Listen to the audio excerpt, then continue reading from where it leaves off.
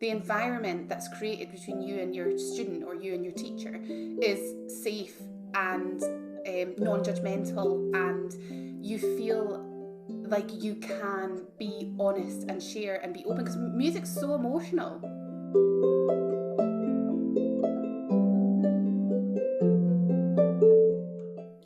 Hi, Heather. So happy to have you back here. I had too much fun talking to you last time. I have to bring you back. It's lovely to be back. I'm really delighted that you've invited me back to talk about my favourite subject too.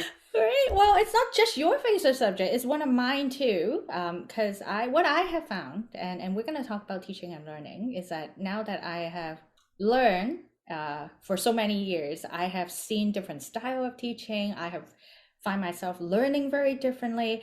That it really got me wondering, how do we approach learning and teaching? And is there some golden rules out there that we should all follow, or is that evolving like the rest of the world? So there's a lot of questions in my mind, and I thought, who better to talk to about that than you, because you're also very passionate about that.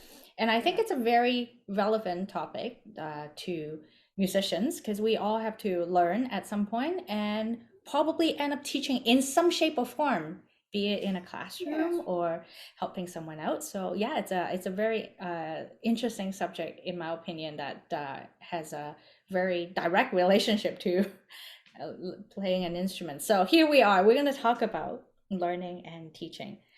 And I'm going to start by saying something that you have told me before that I think is a good segue into our conversation. You think that you have to be a good learner in order to be a good teacher. Tell us about that, and why do you think that? Yes, I really do think that actually. I feel like in life in general, you should always be forging your way forward. Um, and so, as a teacher, because I want to understand how to support my students in the to the best of my ability, because I want to forge ahead as a tutor, um, because I want to give my students the best support possible, I have to understand my students. And quite often, in order to fully understand someone, you have to actually see things from their standpoint. You have to put yourself in their shoes.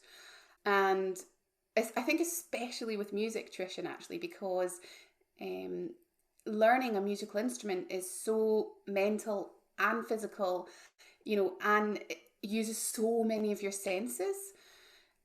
And I think, as a musician, reminding yourself of what that's like, for me anyway, it's made me understand my students more. I mean, I was relatively late coming as a learner to the harp, for someone who's now a teacher, in that I started learning in my teenage years.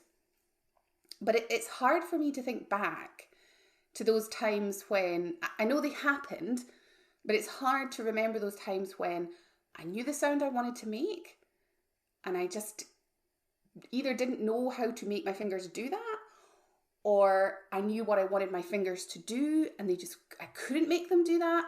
And that kind of physical frustration, if you can appreciate that and you can support your learners through that, that makes you a better teacher. So I find that reminding myself what it's like to be a learner helps me support my students. And I think a good student is someone who questions and researches and questions again. I've always been one of those people who, I can't really learn something unless I actually understand. I remember having an argument with my maths teacher actually in high school, when he was like, use this theory thing to work out how long the icicle is. And I was like, why can't we just measure it? What's it like? I can't understand why we have to use this stuff to measure the icicle. And he would just say, just do it. Just do it. And I'd be like, oh, sorry. And he'd be like, don't be sorry, be sensible. And I was like, I think I am being sensible. And I guess I think back to that and I think, if only he could have understood where I was coming from. I want to understand where my learners are coming from. Mhm.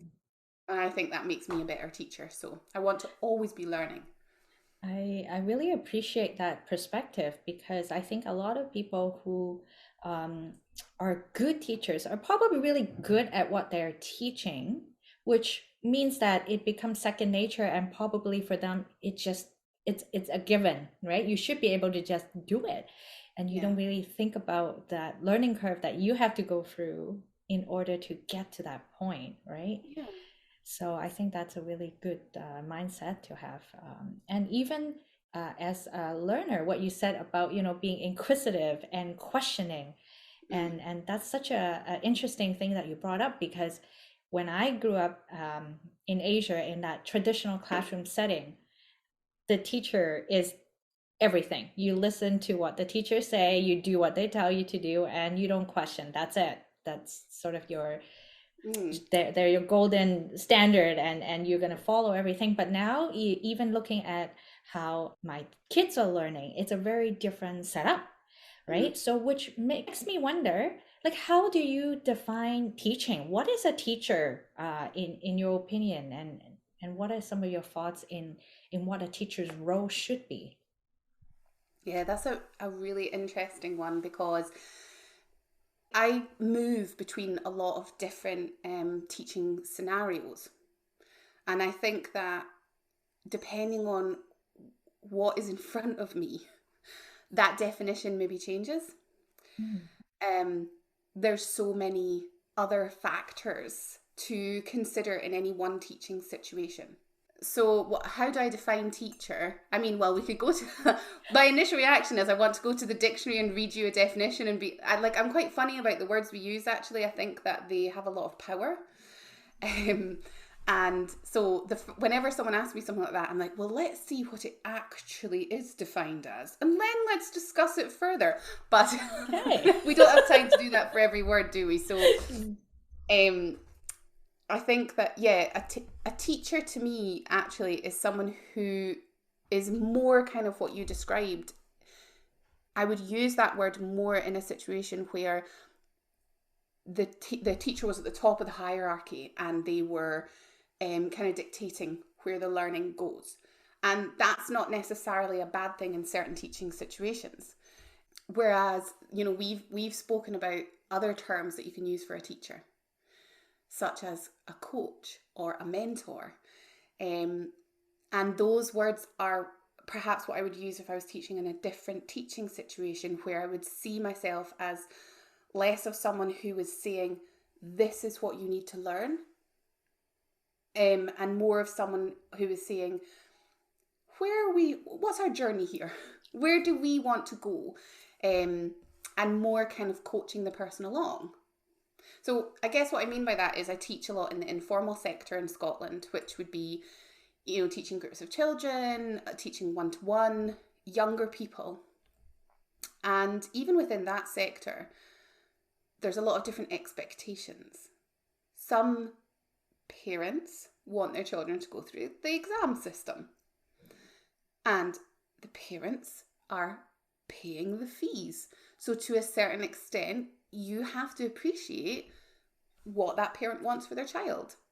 You can guide and you can suggest, but at the end of the day, they're paying me for a service, and if they want me to get their children through the exam system, then I need to provide that service. Mm-hmm. And therefore I have to be more of a teacher, because there are certain criteria that I have to make sure that child can meet. There's other kids who aren't interested in that, and their parents aren't as bothered about that, and they can have a much more fluid approach to learning. They can make more of their own choices, and you can maybe consider yourself more of a coach or a guide to that person. Then you've got students who come to you as adults, and they need a little bit of both, because adults need a lot of most adults need a lot of very clear instructions that are logical and they can understand. But they also want to learn this piece, and they want to learn that piece, and they want to do this, and they're an adult and they make their own choices. And then finally, I also teach in the university. I expect the students to not need a teacher by that stage, a teacher. And I would consider myself more of a mentor.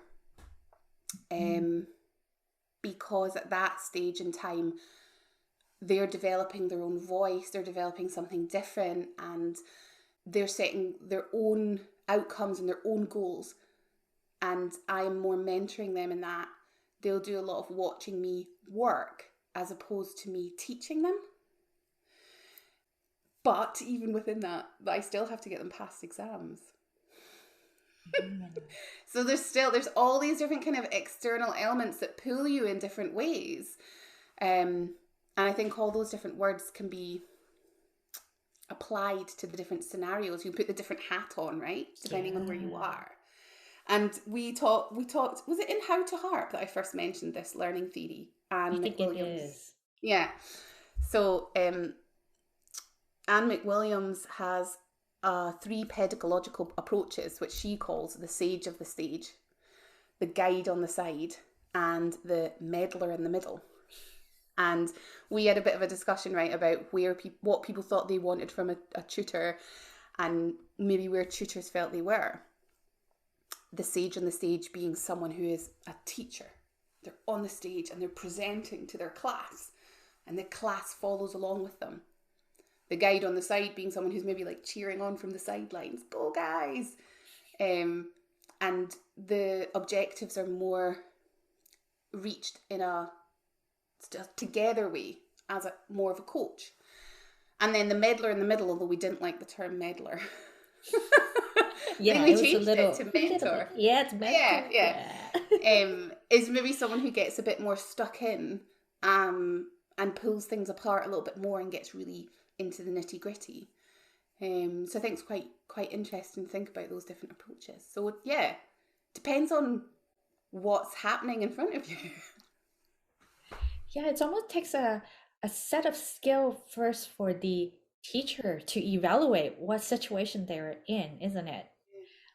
And I have done some teaching occasionally for work, and most of the audience in my classroom are adult learners. And they require quite a different approach. Like you said, they want things to be relevant to what they're doing. It has to be logical.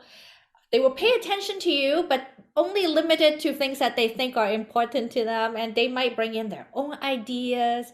And it's very interesting interacting with that crowd compared to, say, the younger children, who a lot of times maybe the parents are the one that are setting them the goals or objectives versus themselves taking the lead. So it's really good to remember to have that different heads depending on what situation you're in. Yeah. It's difficult. It's a difficult skill, I think, and sometimes I think I find myself in a different situation, and I do catch myself, like the university students, for example. In fact, it just happened at the end of term, and a good friend said, you maybe don't want to give them quite so much. They can do a bit of their work themselves. And I was like, she's actually right. I need to remember that, like, they can research tunes themselves and they can find tunes themselves. So it can be easy in that situation to be a little bit too hands-on. And then also sometimes maybe when a student is in the more informal sector is maybe like getting excited about a certain thing, or it's easy to forget, okay, but we need to concentrate on this goal, and how do I incorporate their excitement while still reaching that goal that I know we have to reach together? Does that make sense? Yeah, and I think for me, sometimes reading what the learner wants to get out of the experience was probably the trickiest. Sometimes teaching the material itself or helping the student might not necessarily be the most challenging aspect, but understanding what the learner is hoping to get out of it and how can I fit in to maximize the outcome. Yeah, and making sure everybody in the situation as well is clear on the expectations, because so often you think you've both got this understanding about where you're going, and then suddenly somewhere along the way you're like, we're thinking we're on different paths here and we need to realign ourselves, and it's really important, I think, then to allow for student autonomy and ensuring that they are on board with what's happening, especially at the university, because it's so easy for them to go down like little rabbit holes, and that's one of the reasons why, I know you just spoke to Josh about this, but that's actually one of the reasons why goal setting is so important, because it makes it clear what you are both working to achieve together. Yeah, and I think having that mutual understanding, be it, let's free from this together, or this is what we're clearly working towards. I think having that understanding and communication is so important. Yeah. And now that you have taught so many years and you have sort of think about what it takes to be a good learner, is there anything that you have, so lesson learned or takeaways that you have gained that you might now tell your student to, do this as a learner because this is what you should? Like, what are some of the things that you wish you've learned that maybe you have known now that you're gonna make Things that I sure want to tell my students. yeah, about being a student, or Yeah. what to expect in a learning environment? Well, do you know, something that immediately jumps to mind is actually something that I was told as a learner. And I've only, well, I say recently, probably in the last like 6 or 7 years, but still that feels recent, begun to actually understand what she meant by this. So I was taught by one of the, I would say, the world's best teachers when I was at university. My piano tutor was Mary McCarthy. And she goes around the world to give lectures on teaching. She's trained as a Suzuki teacher, but because she does traditional music, she pulls in a lot of different things, and she's just amazing.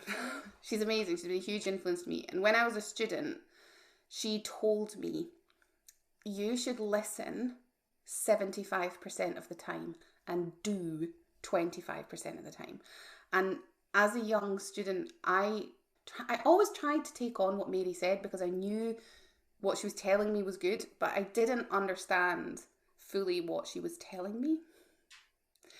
And only in the past few years have I started to realise what she meant and how important it is to listen and be still and absorb,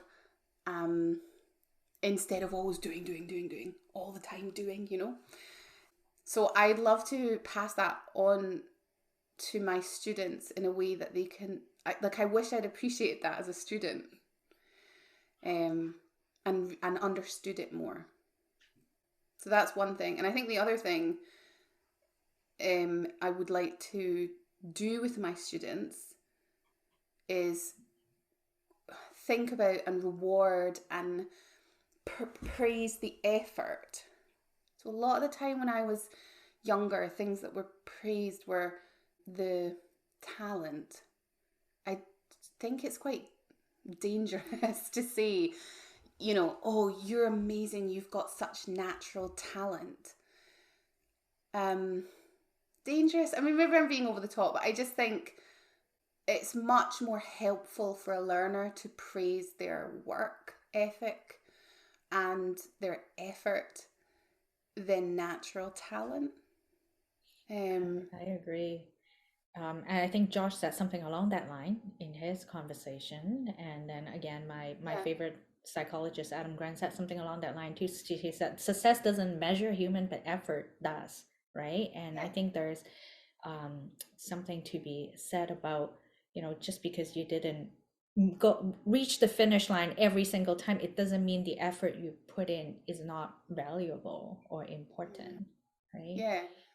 Yeah. And in music, I mean, it's quite difficult, isn't it? Because in music, other than your teacher, what are you rewarded for? Having a great performance, when you play a piece amazingly. And that's like a very final goal, isn't it? Having a great exam mark. Well done, you got an A in your exam. Not well done, you have slogged at that piece for 6 months and you're still slogging at it, and that's amazing.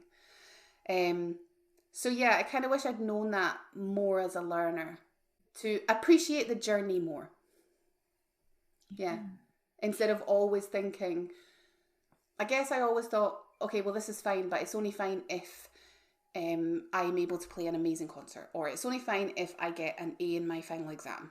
That's the only time when it's like I've actually put the effort in, whereas actually all that other stuff is what's actually important. Yeah. I agree. Has there been any experience in your teaching where someone has it's kind of like me, right? I learned piano because my mom believed I need to take exams, which is fine. I took exams, and I didn't really, score very high, and it kind of makes me lost my motivation because that goal I didn't met because my exam mark wasn't very good. But as a Mm. teacher, how would you bring that motivation back to them aside from what you have discussed already, paying attention to that journey and the effort? Is there anything else that you have done to encourage your student to not lose sight that just because you didn't do very well in here, it doesn't mean all was lost? Yeah.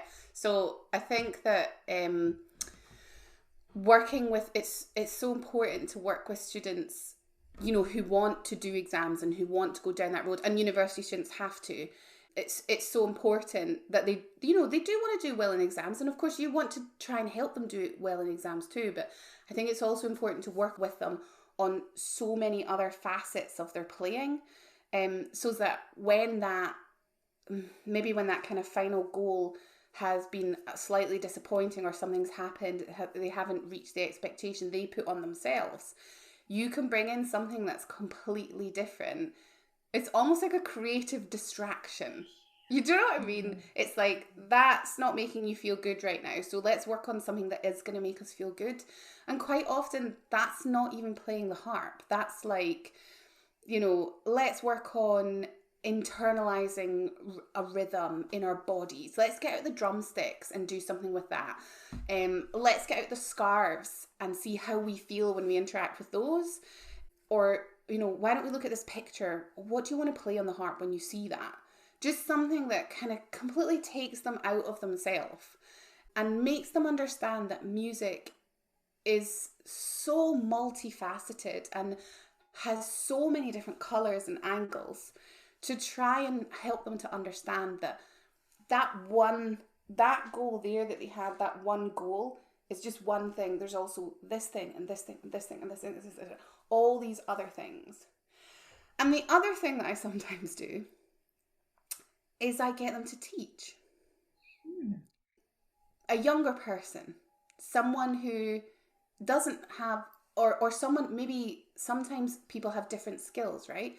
So if I've got a student who's just had a disappointment, whatever that might be, if I can see a skill that they have that another student would benefit from, and I can put them together, that not only will both students benefit from it, like this student's going to benefit because they're going to get that skill from that other student, but the student who's had a disappointment is going to understand that there's other things that they can give.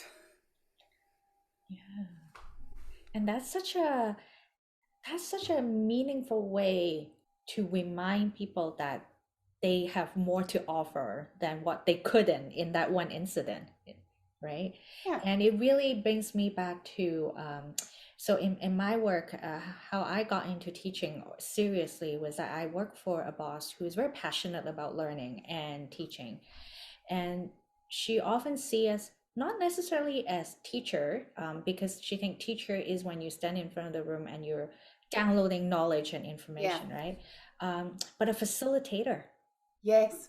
Right? Someone that is playing a role in making something happen. And one of those situations is that you're a teacher and you're giving that knowledge to the other side. And then you could sometimes be that person to help synthesize what they already know. You're not giving them anything new. You're just giving them a different way to think. It makes me think, actually about a little bit of recent research that I've done comparing and contrasting constructivist learning theories and explicit teaching learning theories. And the thing is, right, that you need them both. So the constructivist theory is that rather than saying this, the students work together and their own experiences will lead them on their learning journey. And so, for example, say they're learning about bridge construction, right? They're learning about how a bridge holds itself up. So you might show them a number of different bridges and then tell them as a group to build a bridge. And they'll take their own knowledge and a little bit of what you've shown them, although you haven't told them this bridge works because of this, and this. This bridge fell down. They learn that themselves together. And that's kind of the constructivist theory. But some people would argue that for a number of learners, it's not structured enough. And some learners do need a lot of structure. So then the explicit kind of teaching theories come in, which are much more that, I guess, what you would call traditional teaching theories, where there's a teacher standing at the top of a class, writing on a chalkboard and saying, this is what you learn. And that makes me think about that. Yeah.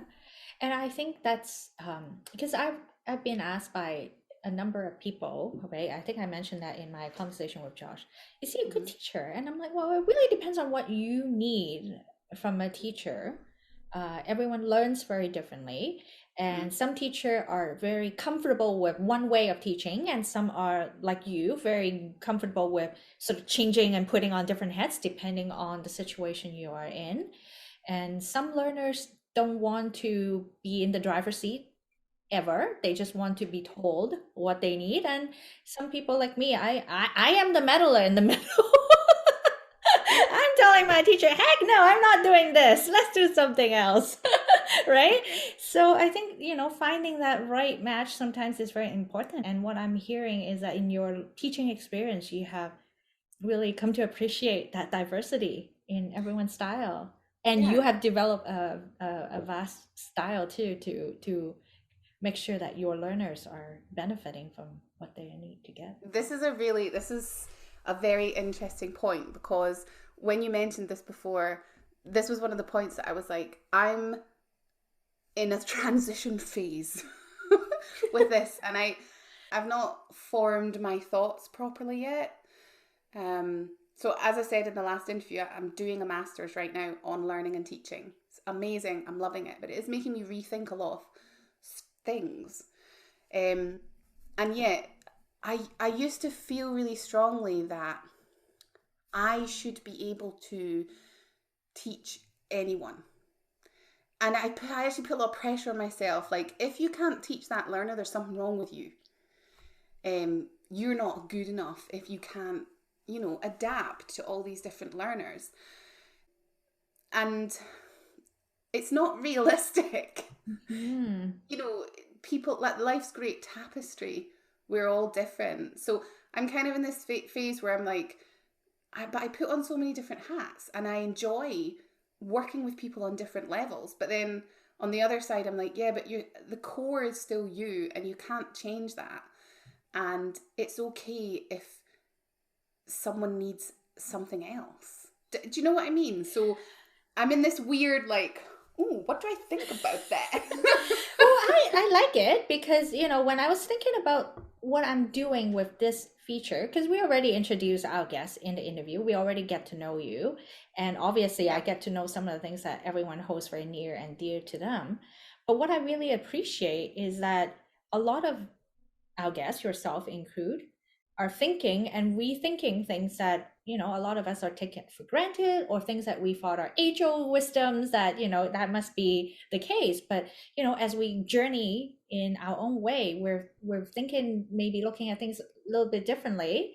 Or, in Josh's case, then, he was really heavily influenced by his homeschooling background in terms of how he approached learning and life, which give him a very different worldview than, say, someone like myself, who grew up in a very formal school system in Asia, no less, right? So seeing that contrast and seeing how each of them are benefiting or not benefiting us, and being able to bring in what works in different places, it's sort of become my motto. Like, I don't believe in one size fit all anymore.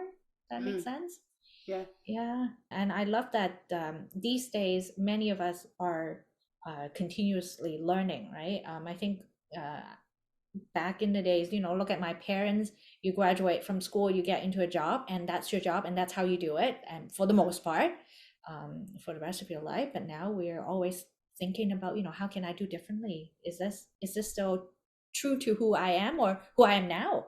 It might work for me 20 years ago, but it might not work for me now. So that's we're all changing, aren't we? And I don't know, when I was younger, also, I think I actually had more energy to, like, I'll be this for you and I'll be that for you, and I just don't have the energy anymore. I don't know, maybe that's not true, but sometimes I feel like that is true. Yeah, and again, like I think what is so neat is that we now do know that people learn differently, and there are people who can teach differently, which I think open up a lot more possibility for both the teachers and the learners, Yeah. to be sort of their own self and shine through in their own way. I wonder if a little bit of that comes from, I mean, another thing that I've mentioned to you, I don't know if we talked about it in the Talking Harps interview, but we've talked about it, is imposter syndrome. Oh, And yeah.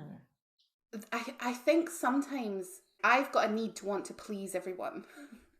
And also because sometimes you are questioning, like, are you actually good enough? Are you not good enough? If you don't prove that, well, I'm good enough because I can teach everyone. I can mold myself to everyone. Do you know what I mean? It's almost like there's the little niggle in you makes you want to try and do everything. I don't know if I'm making sense, but Yes, and I you know think, that there's something. I think and there's something in that. from what I've heard too, and maybe this is too generalized, but I think generally it's accepted that especially women have the tendency to try to want to be the one that can, cater to everyone. And if we cannot, we tend to internalize that as our problem. Yeah. I think that is a pretty Yeah. common thing, right? And I think Yeah. I see that in what you're saying is that, if I can't teach everyone, that it must be because I'm not good enough. But Yeah. it's actually not the case because, like you said, it's not possible, isn't it? Exactly, and I think I think now at the ripe age of 36, with however many years teaching experience, I don't know, I've lost track. Um, I'm only just starting to be like, actually, you are good enough, even if you can't teach everyone, and that's okay. Yeah. And I Um, like that you're good at how you do what you do, right?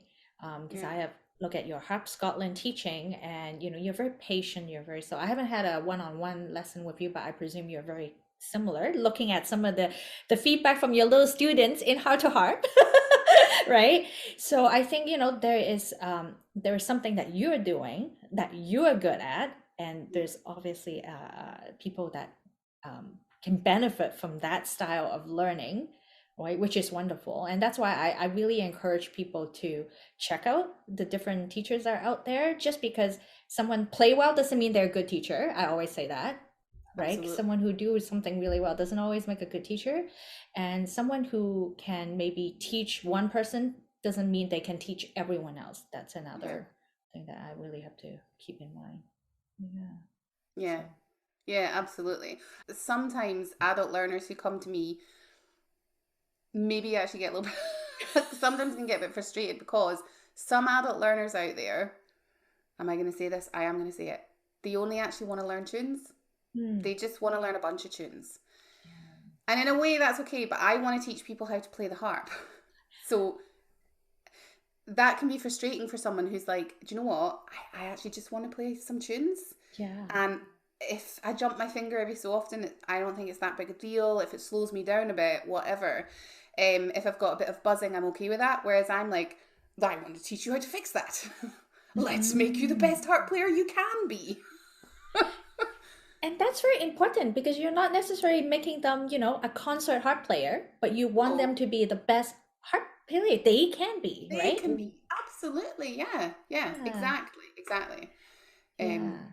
So And it's yeah. an interesting point that you brought up about, the adult just wanting to learn tunes.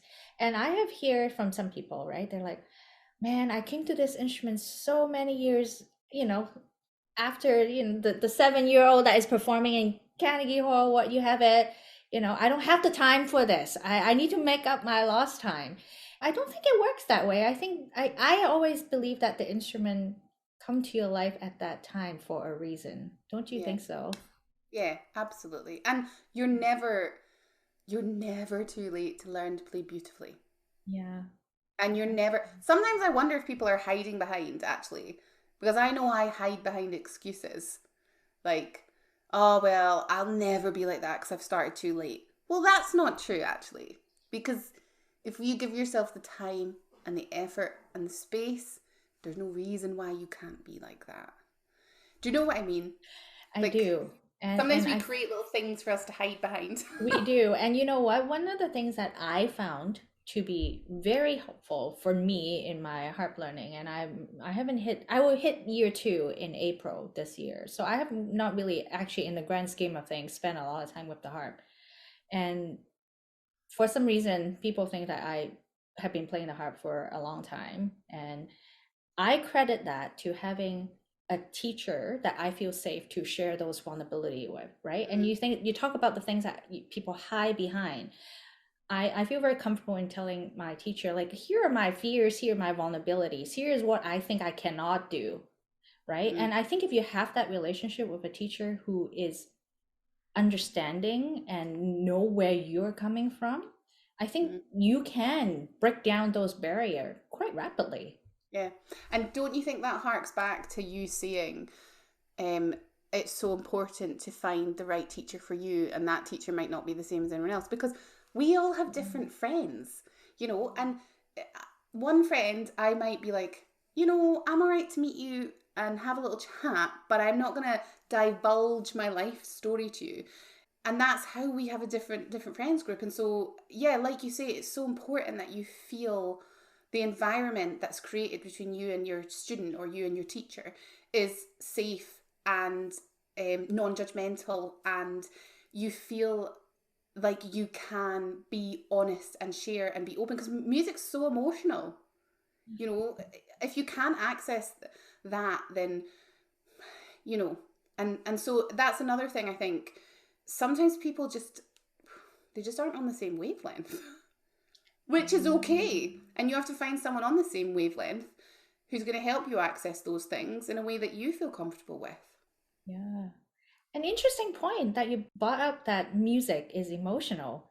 No, because I have studied a lot of different things, been in classes for many different things. I have never feel as emotional about anything than in my harp lesson. Like, I will be like having tears for no good reasons, or I will show up and go, you know what? I'm feeling super fragile about this today.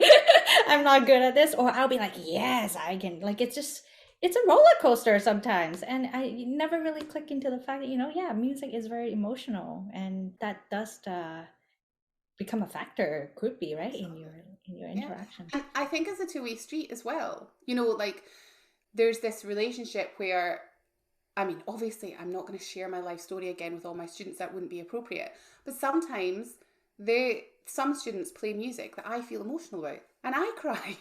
And, you know, and there's other students that would never ever happen with, ever, you know.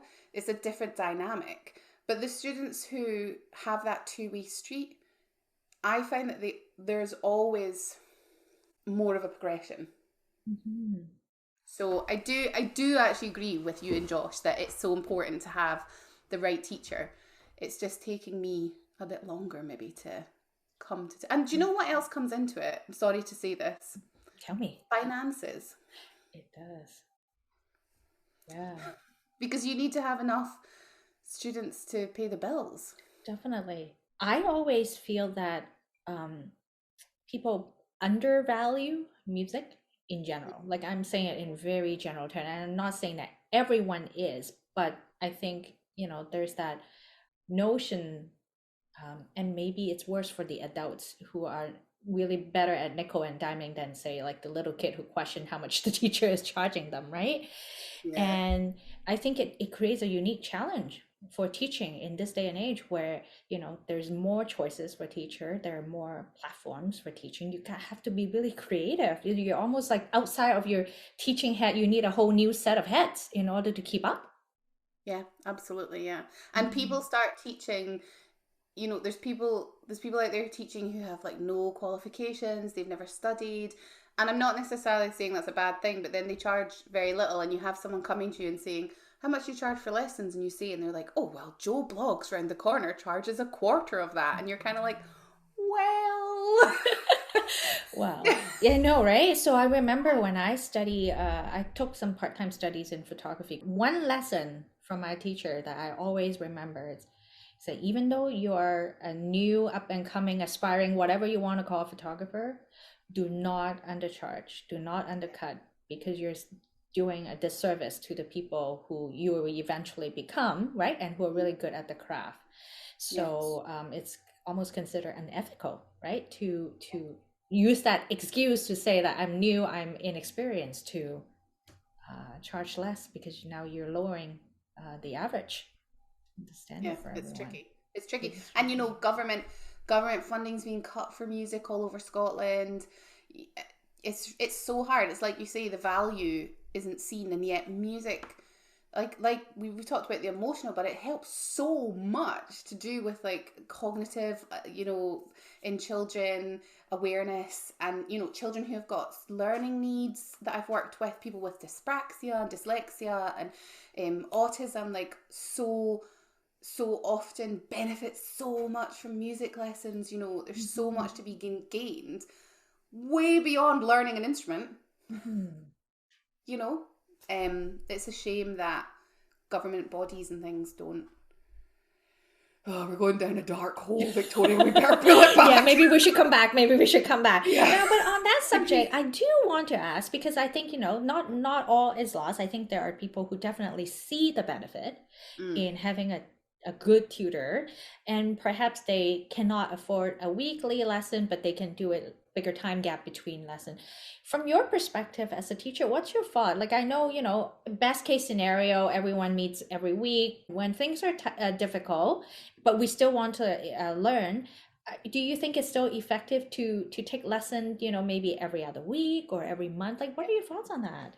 Yeah, I definitely think, even if you can so I've got a few students who just come for little one-offs, and they usually come saying, this is hurting, this is buzzing, I don't understand this phrase, and it's definitely beneficial to do that. If that's all you can afford, then you should definitely do that.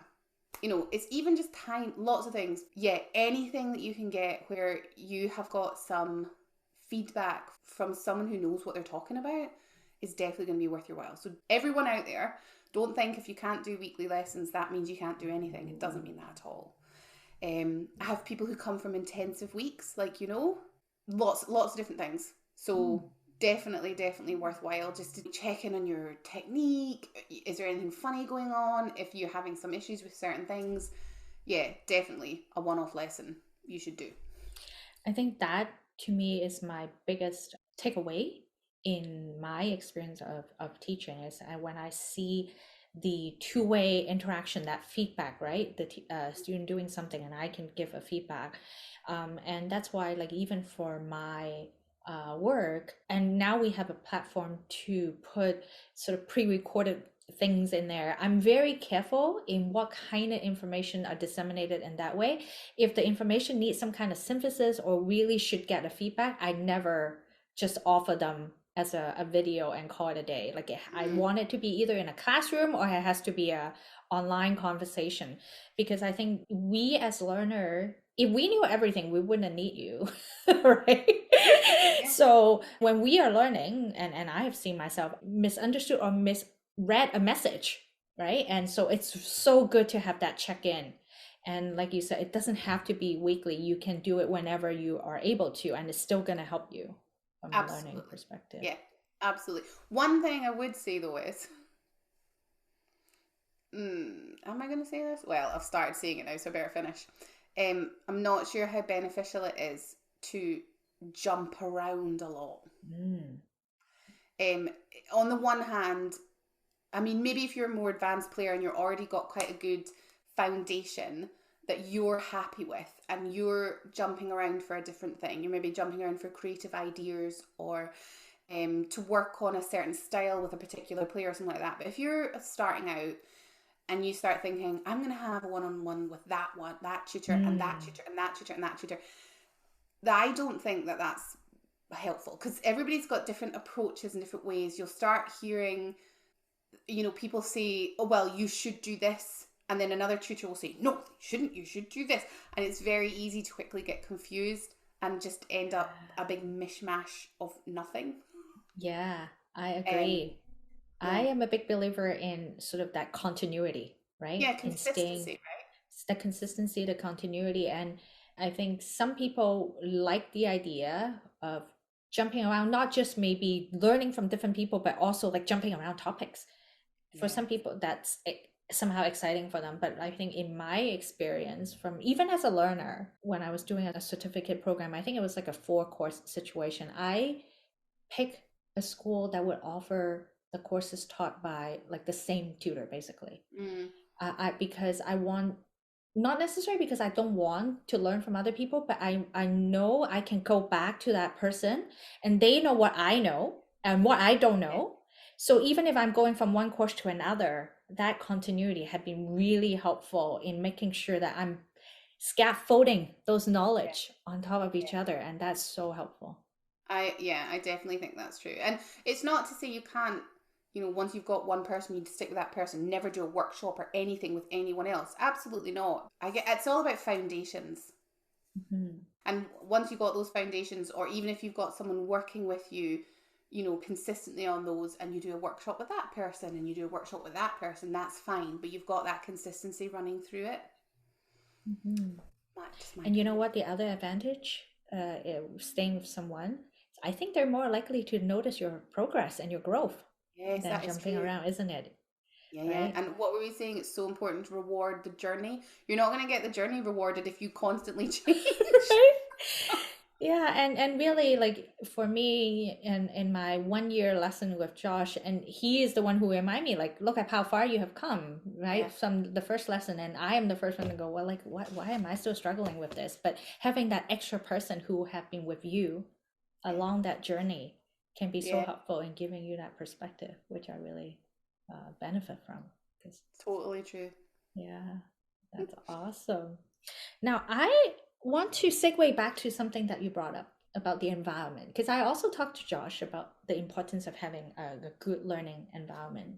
Mm-hmm. And maybe somehow your environment can impact how you Mm-hmm. learn as a learner, right? What are some of your thoughts on setting up a good learning environment? So I think we talk about learning environment, right? So I really like the Suzuki teacher training kind of thought behind this, and that is Suzuki Suzuki. It's a hard word to say, right? His name. He developed his teaching style when he was in Germany learning to speak German. And he got frustrated because he saw all these children just speaking German without any problem. And he really struggled with it. And he was like, why can all these children just speak? Why is it children are able to just speak? And his theory is that it's the mother tongue, known as the mother tongue teaching method. And that is that, everything around you is you listening to speech, even from being in the womb.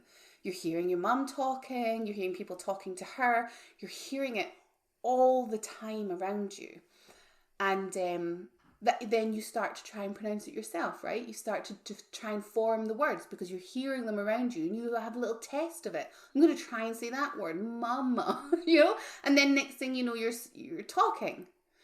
Um, and so he believed that having that kind of learning environment would lead to an ease of learning an instrument. And so having music at home that's played, having actually your parent learn the instrument too. So you observe them learning, you observe them struggling, you observe them going through the motions. And whilst I don't make the parents learn the instrument, wouldn't go down very well with the number of my parents. I do encourage my parents to have a musical environment at home. So playing music of all different kinds, so that the kids are taking it on, and the beats. If there's an interesting beat, hey, why don't we clap that together? Don't have to wait till the lesson. And I think that's really, really important. And It then it kind of is. spills back into your lesson, right? Because then when you're like, hey, let's clap this beat, or let's, like I've said, I like to use things that aren't always your hands, drumsticks and scarves, dice, puppets, and things like this, because it helps you engage with the music in a different level and in a different way. So if you can fully embody the music, then you can play it on the harp. Yeah, it's an immersive experience. It's almost like a Yeah, lifestyle. You choose to have a Exactly, lifestyle yes. that is music-full, right? And then Yeah. you will be able to hopefully translate that into your playing. Yeah, and the other thing that's really important that I also have to say to a lot of my parents is allow them to not play their tune. Allow them to just play something random. Allow them to be playing Twinkle Twinkle Little Star and then jump it to the black keys. Or do something, I'm talking about the piano. Or like put all the levers different and see what it sounds like when it's like that.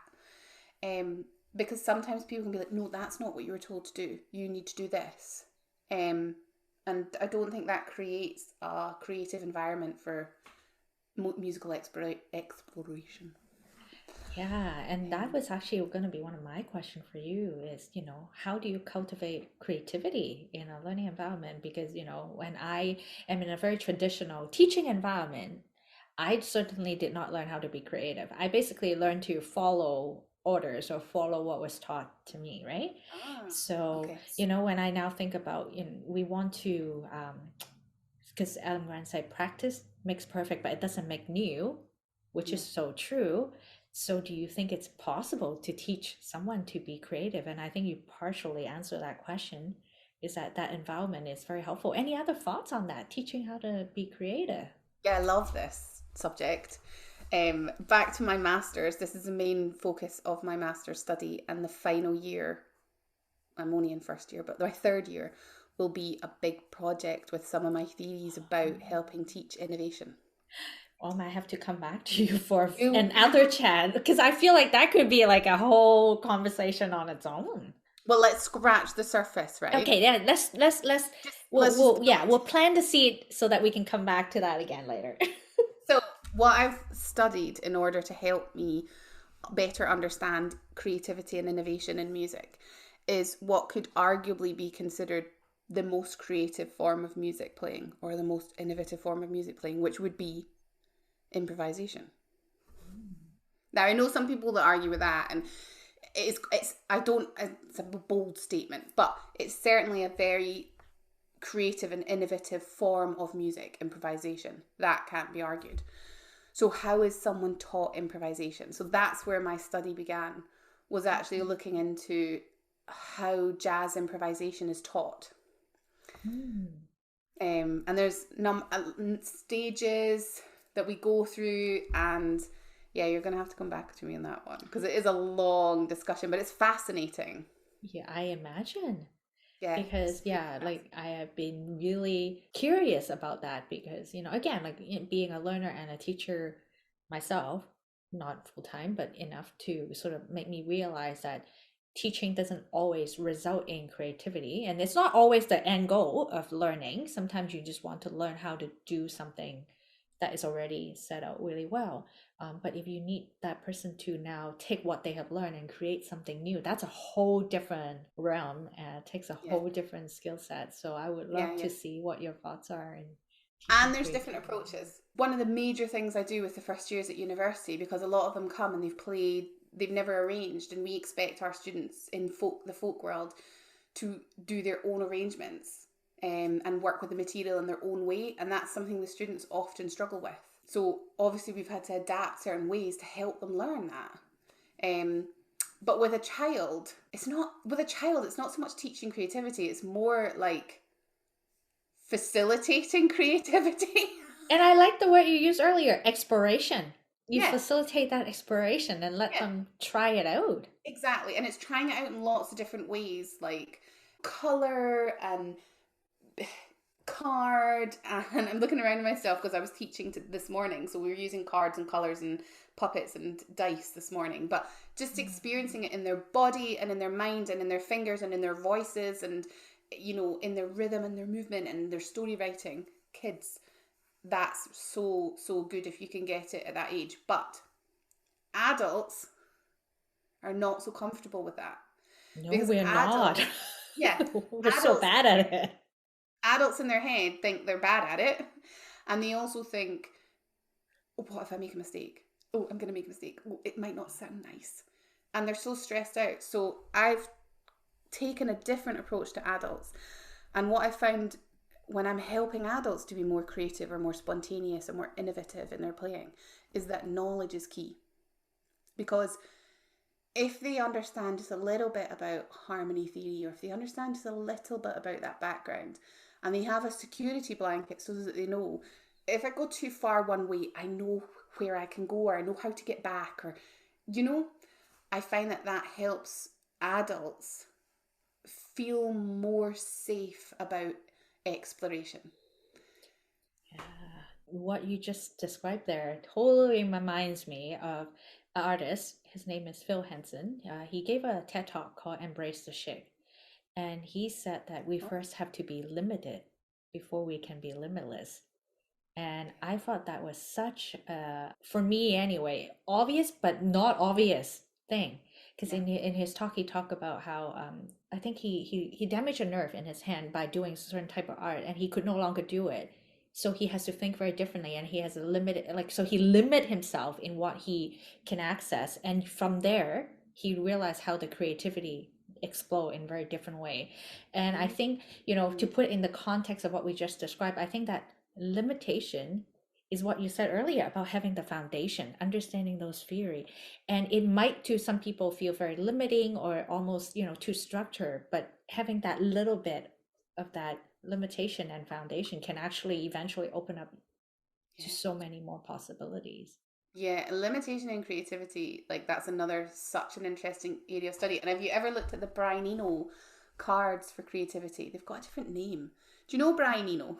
No, I'm gonna have to look it up. You're gonna have to tell me. You'll have to look him up.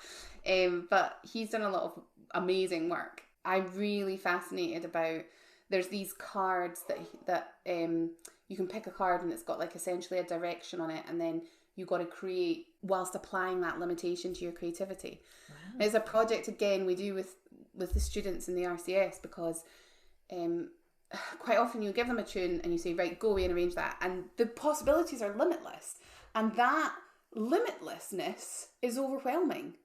It's too much to cope with. Whereas as soon as you say, go away and arrange that, but only use these chords, or go away and arrange that, but you have to change key at a certain point, or arrange that and you have to do this, you have, those limitations, they actually open doors. They're like little keys. Mm-hmm. Yeah, so it's totally really fascinating, all that work.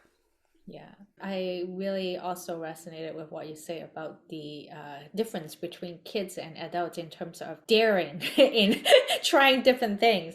I never build Lego different than what the instructions tell me. I'm the show me the instruction, I'll follow kind of gal. And then I realized that is not helpful if I want to build something new, because I tried and I couldn't. So I try with my kids. I basically just give them a whole bunch of bricks, and they came up with all kinds of things. They don't care if the colors doesn't match. But, at the end, it's a nice little something that I would have not dreamed of. And I would just realize how open they are to that imagination, and how important it is to help them sort of hold on to that and not be afraid to try. Because, what if they lost them and they became me, who can only follow the instruction? That's not very creative, isn't it? Yeah, absolutely. Absolutely. But that's also about embracing, you also have to embrace who you are. I mean, I don't want to eat a tube of Smarties without separating them into the colours first. That's true. You know what I mean? I'm like you now. I'm okay, all the whites had to go in this pile. Yeah. You're never going to convince me that I should just put different coloured Smarties in my mouth. No. Yeah, I'm really hearing, that understanding who you are in that learning and teaching process is as important as understanding who the other person on the other end is, isn't it? Yeah. And there is really no one size fit all. You can be a very different learner than someone else, and it doesn't make you a better learner or a worse learner. No. Teaching. No. I think so long as you have a desire to learn. And also, so I teach a lot of teaching too. I teach a course on teaching at the RCS. I do lots of lectures on teaching, and quite often I get asked to go and do workshops on teaching and stuff like that. And I love it. But ultimately, what it really boils down to, here's the final word, right? This is a good finisher. If you genuinely, really care about your students and their progress and their needs and their well-being, you're going to be a good teacher. I absolutely agree. And that care can come in many different shapes and form, but I think it's the genuine care that matters, right? And that care will lead you to find a way to help that learner, be it, in your own capacity, or maybe, maybe it could be someone else in the future that they need to work with, but that's okay because you have done your job. Awesome. Absolutely. Well, I cannot wait to follow you along your learning journey and see what you have uncovered about innovation and creativity in music, because that is something that I try to understand too, is how do I go beyond following the sheet into creating something on my own. And it might not get there, but I would love to see how you think about helping someone in reaching that point, and maybe perhaps sharing some of your own experience, looking back at what you know then and now, and see how that would change the way you approach creativity differently. Yeah, you'll have to join in with my project. Yeah, recruit me, sign me up. I am happy to be a guinea pig. Got it. Awesome. Thank you so much, Heather. Well, thank you for having me again. It's been lovely.